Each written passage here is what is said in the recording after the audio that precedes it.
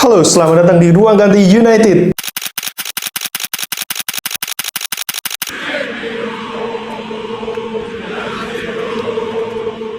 Setelah sekian lama gak bikin video, akhirnya kembali lagi bikin video.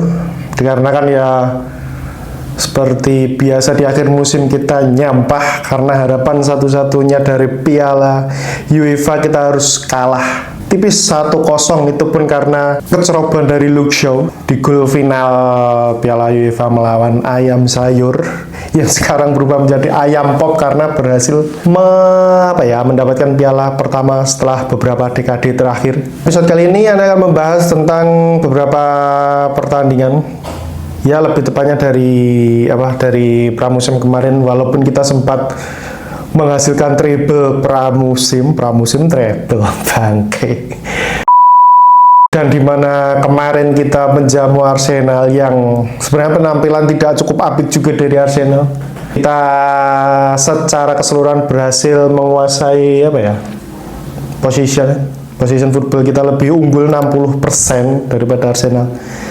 Dan kita harus kebobolan lebih awal di menit 15 berkat gol dari Ricardo Calafiori, yang dimana ini juga menimbulkan sedikit banyak polemik. Kenapa? Karena dari Bang Lendir, kiper kita, ini pendapat pribadi aneh karena banyak dari para fans mengomentari soal gol pertama ini karena adanya pelanggaran sih dari si Saliba kalau nggak salah ya. Dia menarik baju Mount dan juga sedikit ada sikutan kepada Bang Lendir. Ya walaupun sangat disayangkan juga dari Bang Lendir sendiri tidak mampu menguasai areanya. Mengutip dari perkataan Roy Keane, seharusnya kiper itu berhasil mengamankan area sendiri saat corner kick.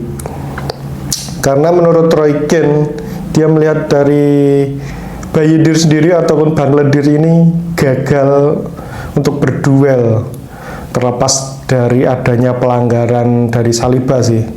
Sebenarnya kita nggak layak kalah juga sih. Dari beberapa peluang kita lebih unggul dari 22 shot.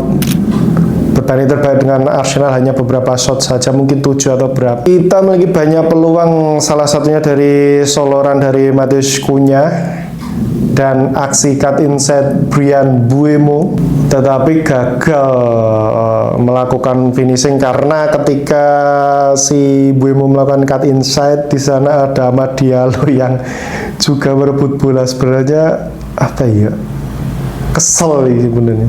Kenapa nggak dibiarkan saja si Mbeumo melakukan finishing? Tapi di situ ada Amad juga sih. Terus peluang dari Matheus Cunha juga melakukan soloran dari tengah lapangan setelah berhasil melewati beberapa pemain dari Arsenal, juga gagal diselesaikan dengan apik karena tendangannya cukup lemah. Terus di babak kedua ada peluang dari Mbeumo juga setelah umpan dari Dorgu. Dan di sini Dorgu juga tampil Spartan sih. Nggak cuma Dorgu sih, semuanya hampir tampil lebih baik daripada musim lalu. Dari Matthijs de Ligt juga berhasil mengamankan pergerakan dari Victor Gyökeres, berhasil melakukan defense yang solid. Patrick Dorgu juga semakin meningkat performanya karena ada satu shootingan dia itu kena tiang. Dorgu juga berhasil memberikan hampir memberikan assist kepada si Mbeumo. Tapi di sini David Raya tampil sebagai man of the match dengan 7 save. Kenapa ya? Tiap dari kiper yang melawan MU itu mendadak jadi jago. Apa karena kita juga kurang dalam penyelesaian? Aneh rasa sih. Enggak sih kalau melihat pertandingan ini. Kita banyak menciptakan peluang, bahkan XG kita kan 1,5 kan, daripada Arsenal yang cuma 0,5 mungkin. Tetapi patut kita apresiasi penampilan dari skuad baru kita, terutama 2 pemain anyar kita, si Bun-Bunan dan juga Cunha. Beberapa kali berhasil memberikan perlawanan yang serius terhadap bek-bek Arsenal. Teruntuk Benjamin Sesko, kita belum lihat performanya atau mungkin masih beradaptasi karena juga baru dipasang selama kurang lebih 20 menit. Tapi sisi positifnya kita berhasil, secara keseluruhan kita sebenarnya berhasil menguasai dan kita layak menang sih. Permainan seperti ini yang sudah lama kita nantikan dari King MU. Sebenarnya masih ada kesempatan untuk sampai berapa ya? 2 pekan ya mungkin, atau tanggal berapa ya itu penutupan bursa transfer itu. Sebenarnya kita masih ada sekitar 2 pekan mungkin ya untuk memperbaiki atau membeli pemain baru, terlebih untuk gelandang dan kiper, karena saat melawan Arsenal ada beberapa kali lini tengah itu kosong. Casemiro pun juga menurut Ane masih kurang sih untuk mengcover area sebesar itu di tengah.